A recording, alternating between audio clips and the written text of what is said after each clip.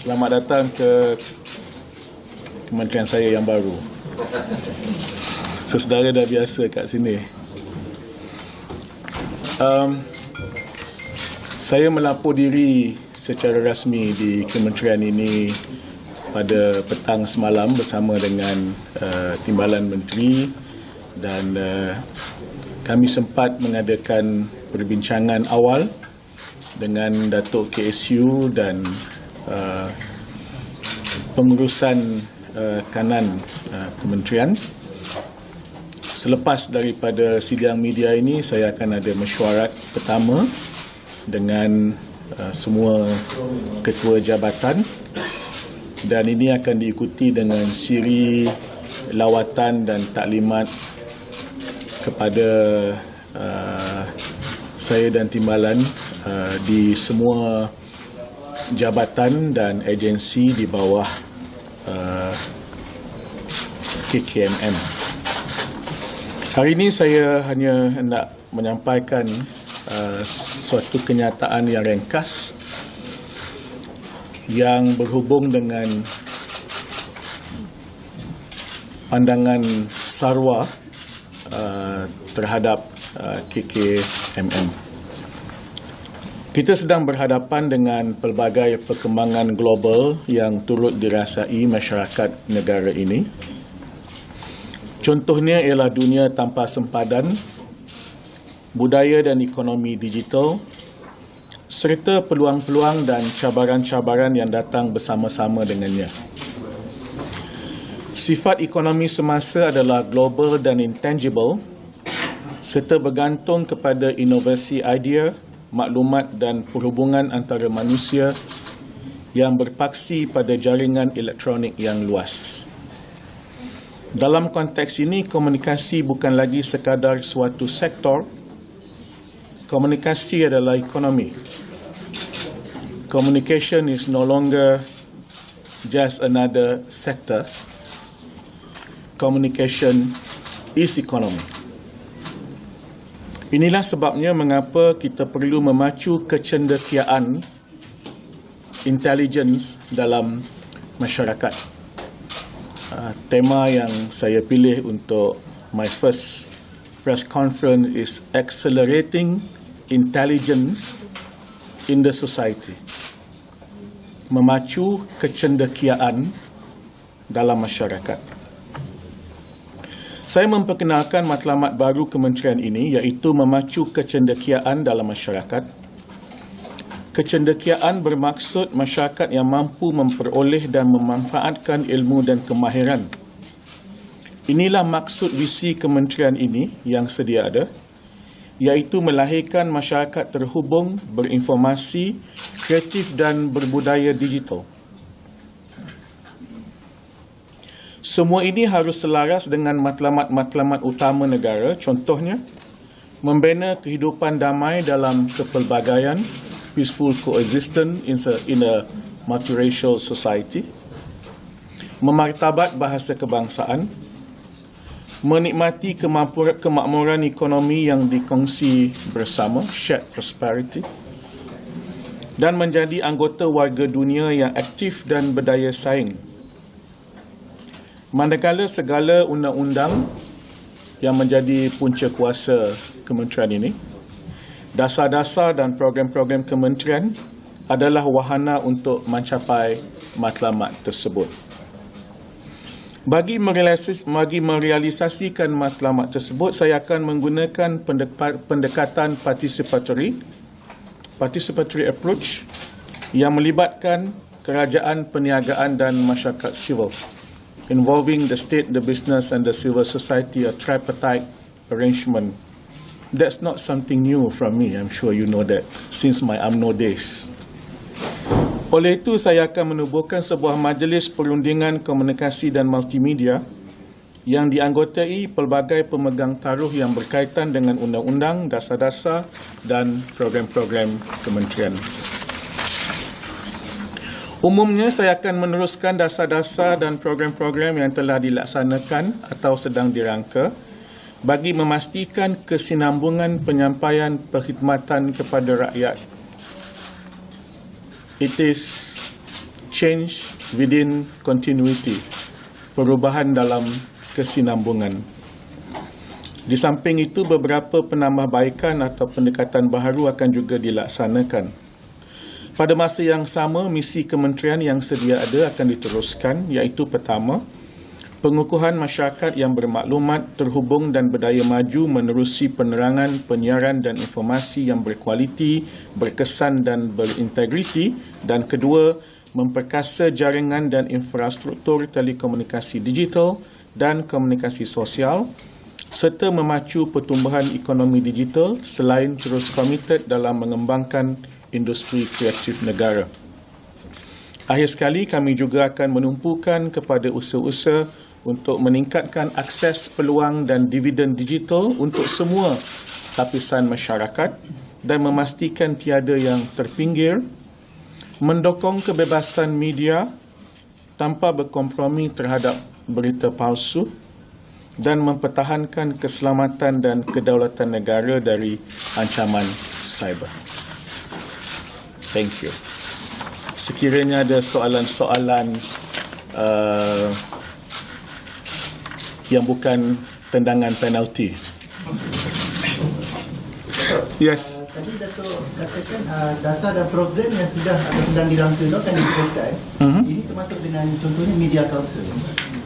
Itu saya akan dapatkan taklimat penuh dan melihat tentang sejauh mana kemajuannya dan apakah agaknya langkah yang paling sesuai berikutnya. Dato', I know it's still very early days for you, but looking at the 5G rollout, is there any concern that it might be delayed due to the coronavirus outbreak because supply chains of tech companies are all heavily affected by this? COVID-19 is a concern for all, including our ministry. That would definitely be one of the items that will be discussed in today's meeting. You mentioned about adding new vision into the ministry. So would that affect? And you also mentioned like a continuity. So because the national fiberization plan and also the 5G rollout, will these two plans be affected? No, it will continue. Whatever, you see, we have to be business friendly. Our role is to facilitate the telco industry. Whatever that has been done in the past, that is good. And until and unless there are serious issues, I think it should be continued. Yeah?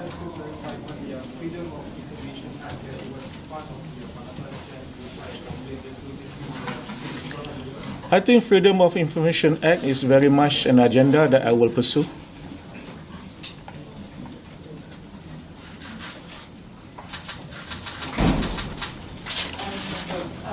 I think ever since the change of the government, there have been concerns in regards to media freedom and freedom of speech. Is this something the ministry will continue to guarantee under your help? I'm the same Saifuddin.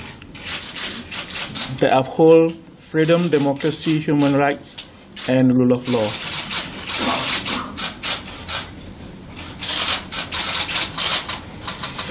Yes. I like the way you guys put up the question. I appreciate that. Any plan to bring like anti-fake news? Well, as I said, we have to have this balance. Freedom of the media must be upheld, but you cannot compromise on fake news. So the nitty-gritty as to how we operationalize that will be, of course, discussed in the cabinet in the first place, and then we will see what we will do. But I can guarantee you, I can assure you that I will continue upholding freedom of speech, freedom for organization, including freedom of the media. That you can take it from me, regardless which party I belong to. Yes. Oh, politik nanti lalu. Okay. Saya minta izin lah, politik hari ni tak payahlah. Let's I hope you understand. Malam PM dia kata bahawa yang Datuk dan 10 orang yang daripada PKR. No, itu saya tak nak address hari ni lah. Minta maaf. Maybe bagilah saya seminggu kat sini dulu kan, cerita kementerian dulu. Lepas tu boleh cerita politik macam biasa. I hope you don't mind. Yeah. Thank you. Datuk, kerajaan sebelum ni ada mengumumkan pakej rancangan ekonomi 3 bilion untuk NLCP. So will the plan of rolling out and the initiative will still continue? The time frame of it. Two things here. Number one, as it is, it will continue. But since the Prime Minister has mentioned yesterday that they are trying to review with a view of some addition, so as much as we want to roll it out as quickly as possible, we will be talking to Ministry of Finance and see what the situation is. If we are not part of the new reviewed stimulus package, then we will roll it out as quickly as possible. Ada yang lain?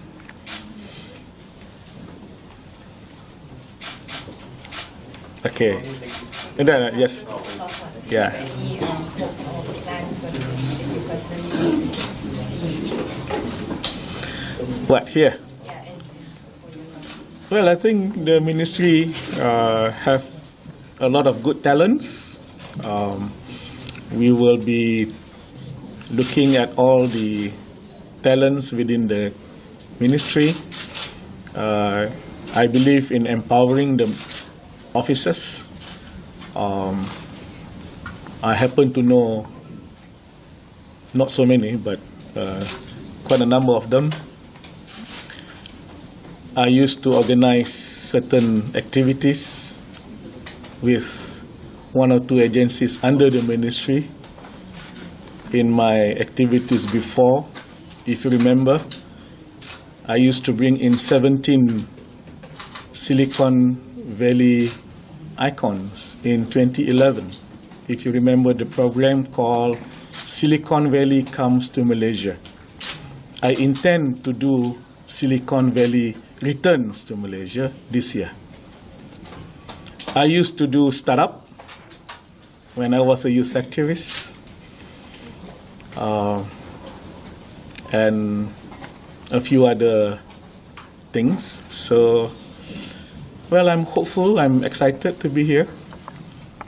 Both Datuk Zaidi and myself are very simple politicians. He is from UMNO, I used to be in UMNO. Both of us used to campaign together in Majlis Tertinggi, and we belong to the group of candidates who were known as SKs, Salam Kosong. Seriously, that is why both of us didn't really do very well in UMNO. And we remain the same, we are Sempoi people. Saya akan amalkan cara yang terbuka, both of us. Officers are free to come to our office to talk to us. All right, yes. Can you further elaborate on when you say about if the plans of the metro and NFCT is not under the stimulus package, you will roll it out. What do you mean by it's not under the review stimulus package? Okay, we have already the allocated budget. All right, KSU have briefed me yesterday, and we are about to roll it out. But since the Prime Minister have announced that there may be some addition to whatever that have been announced. So first we want to find out whether that will affect us or not. If it affects us, then we will have to wait for a while. But if we are not among the sectors or items affected by new additions, then we will roll it out as soon as possible. So the plans to roll out 5G is still on track? Still on track. Yes, it's still on track. And the NSCP is still ongoing? Yes, As for now? that's right. Concerns. That's right. Yeah. So the only wait is just to see whether we are affected by the rehatch stimulus package. If we are not affected, then we will just roll it out and announce it. In what scenario would you see that will be affected on this? Well, basically, it's whether we will have more money or not. That's all. Yeah, that's the only thing that, it's not so nice if I announce the amount that we already have now or have been allocated to us now. Say I announce it say on Friday, and then suddenly Monday I say, oh, ada tambahan lagi or sebagainya. So it's not so nice. That will not be very good for the industry. So we want to make sure whether this is the exact amount or will we get more money. That's all. It's just a little weight only.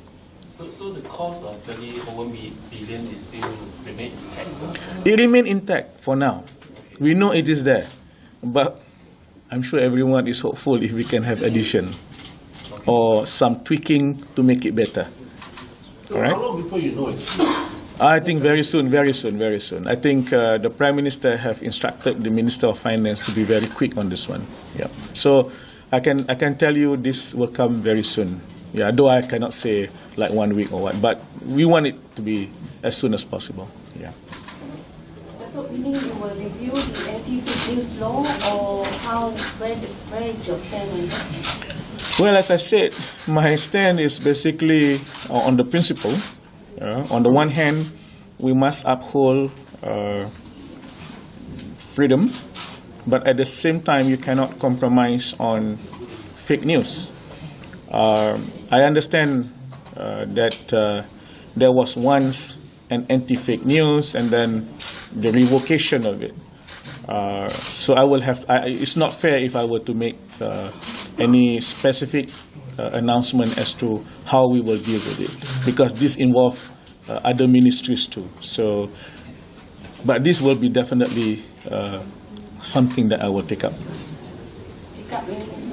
Look at it. Yes. But having said that, please understand that the main issue is not anti-fake news. The main issue is freedom. Can we agree on that? That the main issue is freedom. All right. There are other issues that might impinge on freedom. It shouldn't be that. You get what I'm trying to. Yeah. All right. Yes. So you mentioned about the Majlis Perundingan. Can you further elaborate on that? Okay, I'm a believer of participatory democracy, and I have been doing this when I was in Wisma Putra. One of the first things that I do was to form a Majlis Perundingan Dasar Luar. Now I plan to do the same, and normally in this kind of consultative council, you will invite people from outside the ministry. We already have enough good talents, good thinkers in the ministry, the KSU and the senior officers, but we also need inputs from outside. So in this context, I have to look at who are the experts related to the laws that are administered by the ministry, the policies, yeah, the industry. Yeah. So different sets of people, but basically they represent the three major stakeholders, i.e. the state, which is of course the ministry, the business, yeah, and the civil society, or the community, if you like. Yes. You know that gender equality goals when you were at Ministry of Foreign Affairs. Yes. Yeah. Do you plan to implement same policy? Yes, gender responsive budget. I thought I want to announce that later, but I'm very happy I have a lady KSU with me. Gender responsive budgeting will be part of our budget preparation for next year. Of course, gender parity and whatnot, that it will come along. Yeah. Please don't ask me if I want to have a feminist KKMM. Tak timbul. Yeah, but yeah, we should celebrate. This year is the 25th anniversary of the Beijing Conference on Women, and Gender equality should be top on our agenda. Gender responsive budgeting would be practiced as we prepare for budget 2021. I didn't intend to go into the details. I thought I might want to reserve that for our next meeting, but since you asked, I appreciate that. But yes, I'm not a feminist.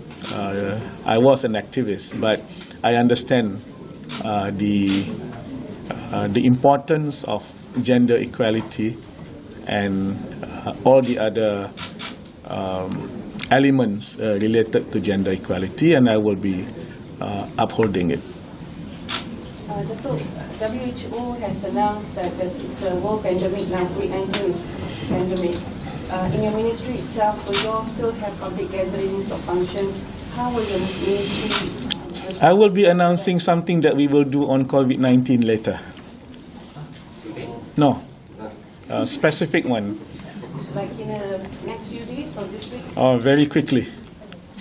But because it is interministerial, I have to announce it together with my partner or partners. All right. Okay. Thank you very much. Have a nice day.